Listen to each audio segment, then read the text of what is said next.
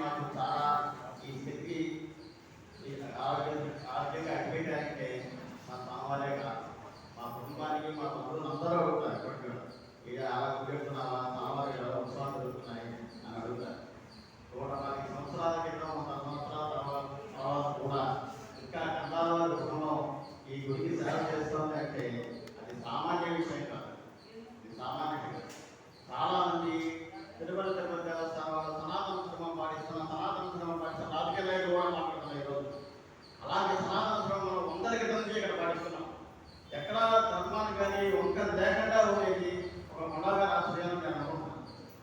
ఎందుకంటే 65 పరిగణించి ఒక మనిషి చేస్తున్నారంటే ఆయన ఏం చేసినా వంకలే ఉండదు, చిన్న వంక అనేది ఉండదు.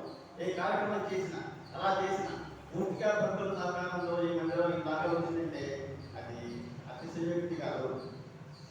స్వామివారు ఎంతైతే ఆయన బలం ఆయన తెలియకుండా ఆయన తిరిగారు రాత్రి నుంచి ఆ చివరి దాకా వచ్చారంటే అది స్వామివారి బలమే నేను అనుకుంటున్నాను.